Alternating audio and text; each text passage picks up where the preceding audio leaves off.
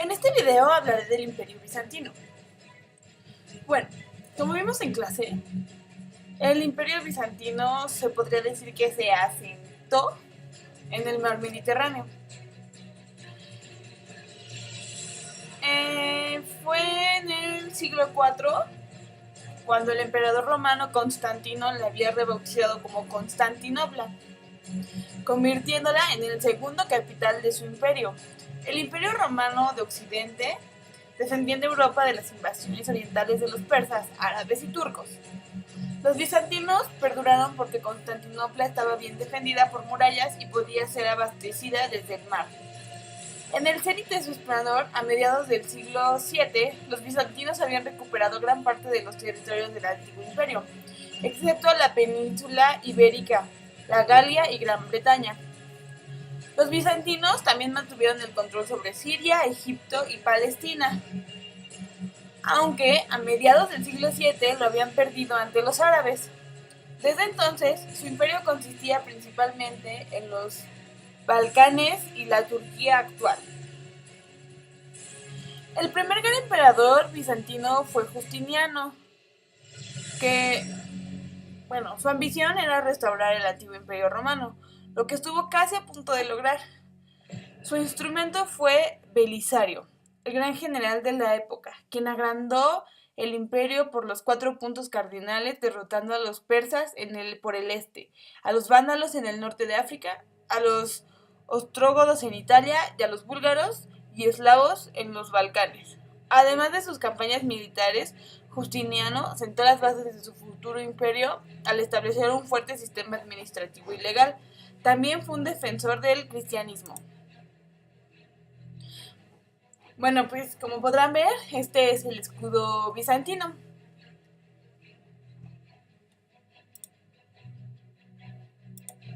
Bueno, a ver, su organización social y política. La fuerza clave del imperio bizantino fue la superioridad de su ejército, que recurrió a la mejor de la experiencia bélica de los romanos, los griegos, los godos y de Oriente Medio. El núcleo del ejército era la caballería pesada, que actuaba de fuerza de choque apoyada por la infantería ligera. Y la infantería pesada, el ejército dividió en unidades, estaba entrenado en tácticas y maniobras. Los oficiales recibían educación en historia y teoría militar, aunque con frecuencia eran superados en número por masas de soldados carentes de preparación.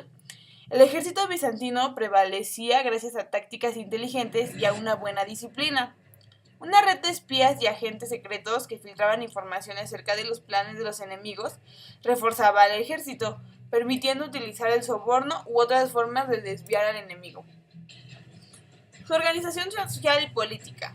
La marina bizantina mantenía abiertas las rutas comerciales marítimas, así como las líneas de suministro de la ciudad, para evitar que ésta tuviera que rendirse de hambre en caso de asedio. En el siglo VIII, el ataque marítimo y terrestre de los árabes no tuvo éxito debido a un arma secreta, el fuego griego.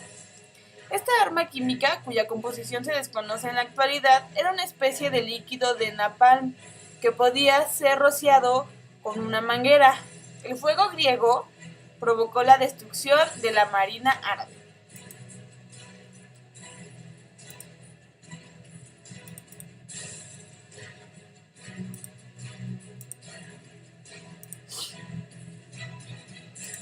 Bueno, la economía.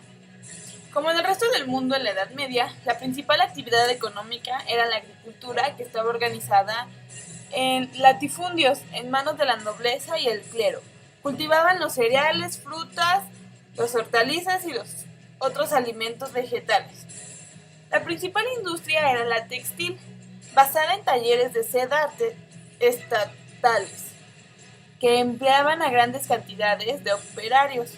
El imperio dependía por completo del comercio con Oriente para el abastecimiento de seda, hasta que a mediados del siglo VI, unos monjes desconocidos lograron llevar capullos de gusanos de seda a Justiniano.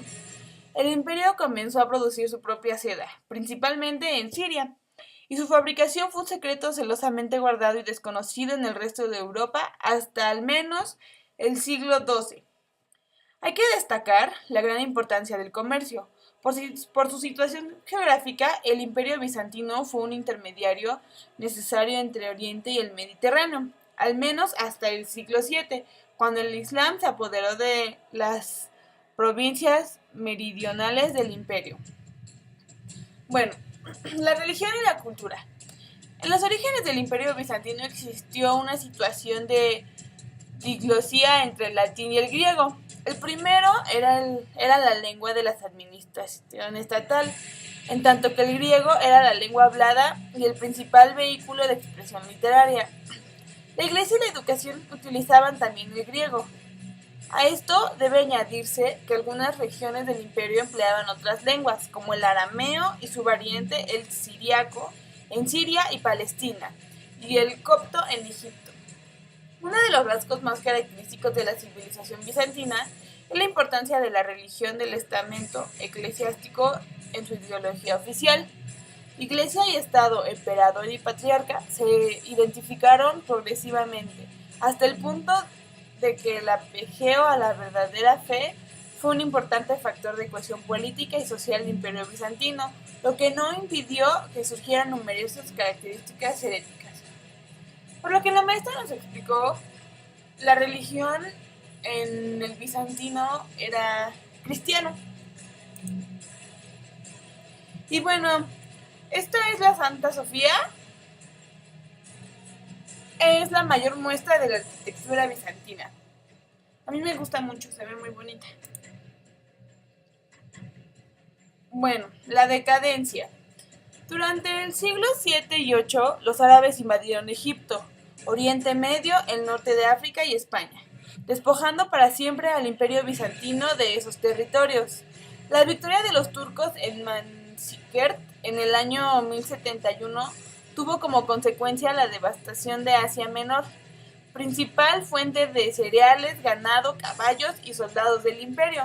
En el año 1204, los cruzados al comando del Dogo de Venecia saquearon a traición Constantinopla. En el siglo XIV, los turcos invadieron Europa tomando Adrianápolis y evitando enfrentarse a Constantinopla. Un gran número de ellos se asentó en los Balcanes, derrotando a un gran ejército cruzado en Nicópolis en 1396. En mayo de 1453, el sultán turco Mehmed II tomó la debilitada Constantinopla con la ayuda de pesados cañones. Con la caída de Constantinopla, el Imperio Bizantino tocó su fin.